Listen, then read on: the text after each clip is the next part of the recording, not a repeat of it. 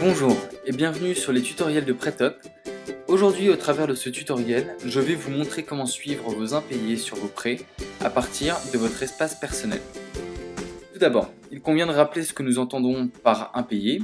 Un impayé correspond à une échéance qui n'a pas pu être prélevée sur le compte bancaire de l'entreprise, donc ici de l'emprunteur. Chaque échéance qui n'a pas pu être prélevée correspond à un impayé, que vous allez retrouver ici.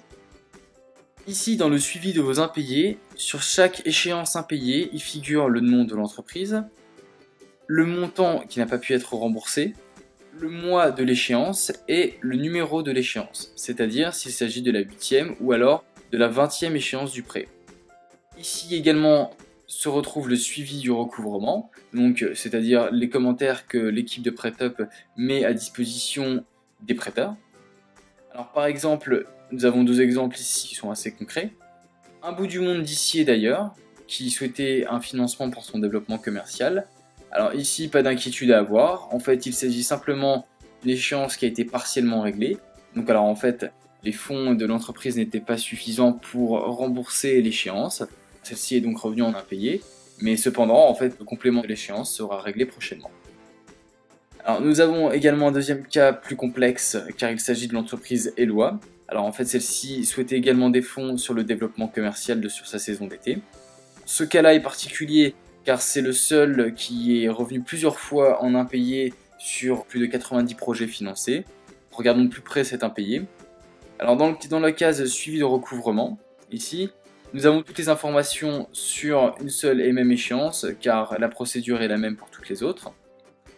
Alors, sur le cas Eloi, après plusieurs relances auprès du chef d'entreprise sur ces impayés, nous avons ouvert une procédure judiciaire à son encontre.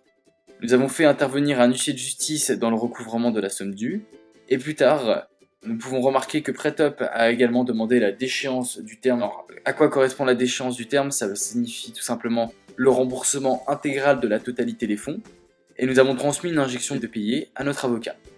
L'entreprise Eloi a été assignée au tribunal de commerce et désormais nous sommes dans l'attente d'une date d'audience. Sur ce dossier, la totalité de la somme devrait être recouvrée. Les prêteurs de ce projet seront informés de l'évolution du dossier par mail mais également ici dans cet espace personnel. Toutefois, nous insistons sur le fait que les intérêts de PrêtUp sont communs aux prêteurs pour la simple et bonne raison qu'il en va de la réputation de la plateforme. Un client satisfait va parler de PrêtUp à 4 personnes. Tandis qu'un client insatisfait va faire part de son mécontentement à 20 personnes. Par ailleurs, nous comptons sur les intérêts gagnés par les prêteurs pour qu'ils soient réinvestis sur d'autres projets et développer ainsi la plateforme. C'est tout pour ce tutoriel sur le suivi de vos impayés. N'hésitez pas à nous faire part de vos avis et commentaires de nos tutoriels ou également même de PrêtUp en général sur contact@pretup.fr. A bientôt.